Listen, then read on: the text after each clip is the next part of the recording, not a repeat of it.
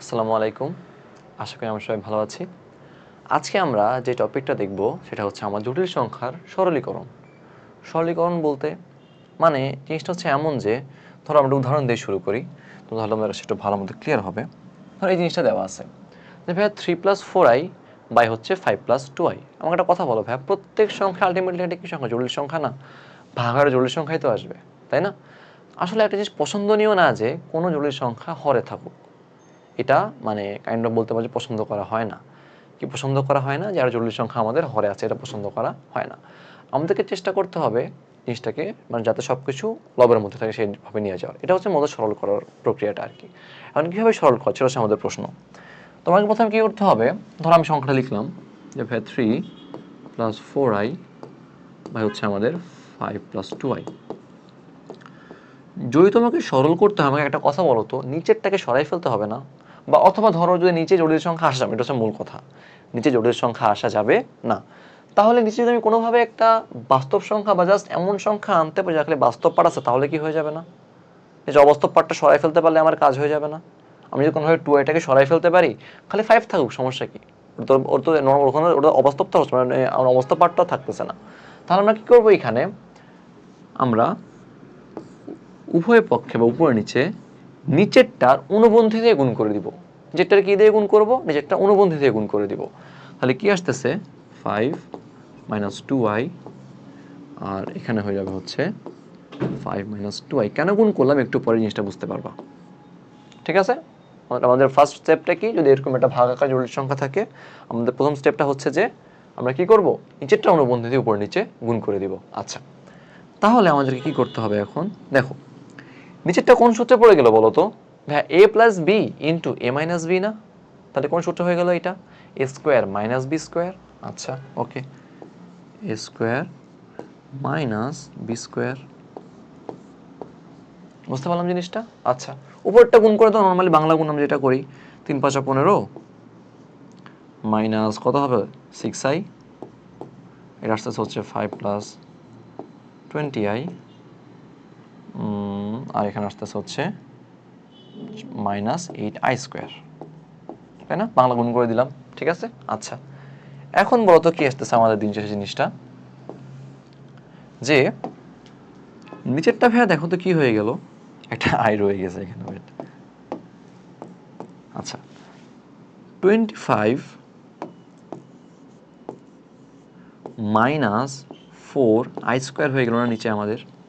যদি আমরা হোল স্কোয়ারটাকে ভেঙে দিই, 25 - 4i² হয়ে গেল। এখন খেয়াল করো উপরে কি আসতেছে, উপরে যোগ বিয়োগ করো তো। উপরে এর তো 15 থাকতেছে, তাই না? 6 আর 20 কত হচ্ছে বিয়োগ গেলে? এর আসতেছে হচ্ছে আমাদের +49। আচ্ছা, আর i² মানে কি শিখছিলাম? -1। তাহলে -1 যদি চেঞ্জ করে ফেলি, এটা +8 হয়ে যাবে না? ওকে, +8 হয়ে গেল। এখন আমাকে বলো তো ভাই, নিচের যে টার্মটা আমাদের আছে, আমার কি গোল ছিল যে নিচেরটাকে অবাস্তব পার্টটা সরাই ফেলার চেষ্টা করা। i² জন্য i² চেঞ্জ হয়ে -1 হয়ে যাবে না? এটাই আমাদের উদ্দেশ্য ছিল, হচ্ছে কেন আমরা উভয় পক্ষে তার অনুবন্ধী দিয়ে গুণ করছি। কারণ অনুবন্ধী দিয়ে গুণ করলে এটা -b² হয়ে যাবে, তখন এই স্কোয়ারটার জন্য i² চেঞ্জ হয়ে -1 চলে আসবে। তো নিচে কি থাকতেছে যে 25 + 4 হয়ে যাবে না? i² মানে -1, তাই না? উপরে কত আসতেছে? 15 আর 8 কত হচ্ছে আমাদের? এখানে 23, 23 + 49। তাহলে ফাইনাল আনসার কি আসতেছে? 29/23 + 49। এভাবে লিখতে পারো যে ভাইয়া 23/29 + 14/29i। এটা আমাদের বাস্তব পার্ট, ওটা আমাদের কি পার্ট? অবাস্তব পার্ট। একেবারে ইজি। তাহলে এখন তোমাকে যেই জটিল সংখ্যায় দেওয়া হোক না কেন, এরকম ভাগাকার তুমি ওটাকে চেঞ্জ করে নর্মাল একটা ফর্মে নিয়ে আসতে পারবে না? এটা সিম্পলিফাইড ফর্মে, তাই না? আচ্ছা, এখন কথা হচ্ছে আমি তোমাদেরকে কিন্তু বেশি ম্যাথ করাবো না, বা আগেই বলছিলাম আমি তোমাদেরকে প্রসেসটা দেখাই দিব। ম্যাথ করার দায়িত্ব তোমাদের, হার্ডওয়ার্কটা তোমাদেরকেই ইমপ্লিমেন্ট করতে হবে, তোমাদের কাছ থেকে এক্সপেক্টেড। তুমি যদি হার্ডওয়ার্কটা এখানে না দেখাও, তুমি যদি হার্ডওয়ার্কটা না করো, তোমরা কিন্তু যতই আমি ম্যাথ দেখাই দিই, আমি ধর তোমাদেরকে সব ম্যাথ করে দিলাম, তোমাদের কোনো লাভ হবে না। হ্যাঁ দেখতেছি ভাই, বুঝতেছি, ভালো কথা বুঝতেছো, বাট নিজের প্র্যাকটিসটা যদি না আসে না, তখন জিনিসটা তোমাদের পক্ষে পরবর্তীতে গিয়ে পরীক্ষার জিনিসটা অ্যান্সার করা টাফ হবে। সো আমি এটা দেখাই দিলাম, তোমার এখন দায়িত্ব হচ্ছে যে বইটা খোলো, বই যত এরকম টাইপের ম্যাথ আছে সবগুলো করে ফেলো, একেবারে ইজি, কঠিন কিছুই না। বুঝতে পারছি? হার্ড ওয়ার্কটা তোমাকেই দিতে হবে, এটা আমার দ্বারা পসিবল না। টিচারের কাছে জাস্ট কেবলমাত্র গাইড করা, আর স্টুডেন্টকে কী করতে হবে, কথাটা শুনে জাস্ট এর থেকে সে বুঝে নিছে, এবার সেটাকে ইমপ্লিমেন্ট করবে। বুঝতে পারলাম? আচ্ছা, এখন খেয়াল করো, সরি এইটা না, একটা মিনিট। আচ্ছা, ধরো এইভাবে দেওয়া আছে, এবার কোনো নোন ভ্যালুস দেওয়া নেই, আননোন ভ্যালুস আছে, তবুও কোনো সমস্যা নেই। আমরা এটা কীভাবে করতে পারি, সেম রুলস ফলো হবে। ভাই এ প্লাস আইবি উপরেরটা অ্যাজ ইট ইজ থাকবে, নিচে ধরো সি প্লাস আইডি ভাই অ্যাজ ইট ইজ থাকবে, কোনো সমস্যা নেই। আমার কাজ কি, নিচেরটা অনুবন্ধী দিয়ে উপর নিচে গুণ করে দেওয়া, গুণ করে দাও সি মাইনাস আইডি। ওকে, তাহলে বলতো কি আসবে এবার অ্যান্সারটা, নিচে কি C whole square minus ID whole square হয়ে যাবে, উপরে গুণ করে দাও নর্মাল বাংলা গুণ, এসি মাইনাস কত হবে আই ইন্টু ডিএ, তাই তো? এখানে আসবে হচ্ছে plus I BC minus I square C D, তাই কি না?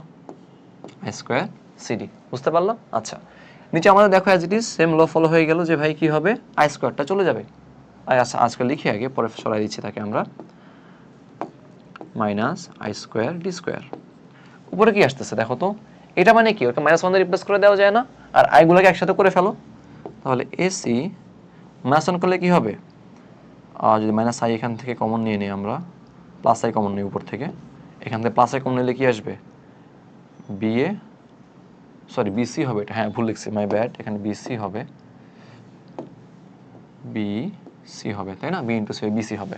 তাহলে কি আসতেছে, যে এখানে আসবে হচ্ছে বিসি মাইনাস এডি আসতেছে না, আই কমন নিলে, আর এটা কি হবে, আই স্কোয়ার মানে কি মাইনাস ওয়ান, তাহলে প্লাস সিডি হয়ে যাচ্ছে, প্লাস কি হয়ে যাচ্ছে, সিডি। তাহলে জিনিসটা কি আসতেছে দেখো তো, নিচে ভাই হয়ে গেল হচ্ছে C square plus D square, না কারণ আই স্কোয়ার মানে কি minus one, C square plus D square হয়ে গেলো, একেবারে সোজা। উপরে তুমি দেখো এ পার্টটু বাস্তব part, AC plus sorry AC কেন লিখলাম, হ্যাঁ এসি, সরি ঠিকই আছে, এসি, ওয়েট এই যে ভুলটা করে ফেলছে এখানে, এটা কেন হলো, এই তো সিডি হবে না, এখানে কি হবে, এখন গুণ করছি বি ইন্টু আইডি না, তাহলে এখানে কি হয়ে যাবে, বিডি হবে তো, কারণ I B into minus ID না, তাহলে আই স্কোয়ার কি হয়ে যাবে, আই স্কোয়ার বিডি হয়ে যাবে। বুঝতে পারলাম? এটা একটু ভুল হয়ে গেছে, সরি।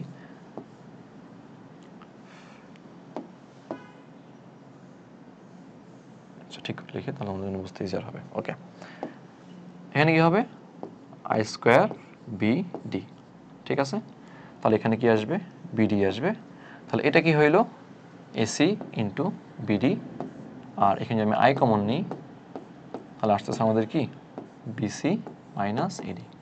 একইভাবে সেম নিয়ম হয়ে গেল, আলাদা করে দাও, তাহলে এসি প্লাস বিডি, এর হচ্ছে আমাদের বাস্তব পার্টটা পুরো জটিল সংখ্যাটার, C square plus D square, আর এটা হচ্ছে আমাদের কি plus I into BC minus AD, sorry যেহেতু C square plus D square হবে, ওর হয় বিসি মাইনাস এডি,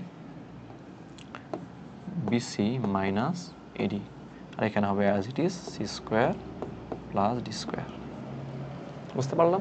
একেবারেই সহজ। এখন তোমরা চাইলে না, এই যে এই জিনিসটা আমাদের আসলো, তোমরা চাইলে এটাকে যে ইজিলি একটা সূত্র আকারে মনে রাখতে পারো। এটা এখন তোমার কাছে যেমন আগের ম্যাথটা খেয়াল করো, এখানে কিন্তু ক্যালকুলেশন করা লাগছিল এটা পর্যন্ত আসার জন্য, তাই না? এখন ধরো এটা এমসিকিউতে দিয়ে দিল, এখন কিন্তু কষ্ট হবে করতে, ভাই এত বড় ম্যাথ কীভাবে এমসিকিউতে সলভ করবো। তো তুমি চাইলে এই প্যাটার্নটা এখানে খেয়াল রাখতে পারো, এটা মনে রাখতে তোমার জন্য জিনিসটা ইজি হবে। যেমন কিভাবে, দেখো ফর্মুলাটা বোঝার চেষ্টা করো, আমাদের জিনিসটা কি দেওয়া ছিল, সূত্র ছিল হচ্ছে আমাদের, যে যদি আমরা আবার লিখি জিনিসটা, A plus IB by C plus ID, ঠিক আছে? ওকে ভাই, নিচে কিন্তু দুইটা নিয়ে সবসময় কি থাকবে, C square plus D square, তার মানে নিচে যে জটিল সংখ্যা আছে তার বাস্তব পার্ট এবং অবাস্তব পার্টের যোগফল সবসময় কোথায় থাকবে, উভয় পক্ষের নিচে থাকবে। বুঝতে পারছি? এই সংখ্যাটার বাস্তব অংশ নিচে C square plus D square থাকবে, আর আই যেহেতু আছে অবাস্তব অংশ এটা, এই অংশ আমাদের C square plus D square কোথায় থাকবে, নিচে থাকবে। তার মানে যেইটা আমাদের হরে আছে তার স্কোয়ার যোগফল কোথায় থাকতেছে, নিচে থাকতেছে। এবার উপরটা বোঝার পালা, বাস্তব অংশে খেয়াল করো জিনিসটা কিভাবে থাকতো। বাস্তব অংশে থাকতেছে হচ্ছে এইটার সাথে এটা গুণ হচ্ছে প্লাস এইটার সাথে এটা গুণ হচ্ছে বাস্তব অংশের ক্ষেত্রে। কার ক্ষেত্রে? বাস্তবের ক্ষেত্রে। তাহলে জিনিসটা কিরকম আসতেছে দেখো তো, আমরা এটা এখানে আলাদা করে লেখার চেষ্টা করি। ধরো C square plus D square এখানে অ্যাজ ইট ইজ থাকবে, ওটা নিয়ে কোনো সমস্যা নেই, সবসময় থাকবে সেটা। আর এখানে ধরো লিখবো হচ্ছে এইভাবে, এটা সাইন দিয়ে রাখো, যে চিহ্ন হবে হচ্ছে প্লাস, মানে কি এটার সাথে এটা গুণ হবে প্লাস এটার সাথে এটা গুণ হবে। বুঝতে পারলাম জিনিসটা? আচ্ছা, এরপরটা খেয়াল করো, বিসি মাইনাস এডি। পরটা কি? BC minus AD. তার মানে কি ভাই, যদি এর সাথে মিলাতে যাই, ভাই বিসি মানে কি এইভাবে গুণ হচ্ছে না, আর এডি মানে এভাবে গুণ হচ্ছে, তাই না? নিচেরটা তো সেমই থাকবে, C square plus D square বলেই দিচ্ছি আমরা। তাহলে কি আসতেছে? BC minus AD. তাহলে কিভাবে হবে? যেখানে প্লাস আই ইন্টু আই তো থাকবে, কারণ অবস্থা পারতে আই তো থাকবেই। এখানে যে আমাদের কি থাকবে?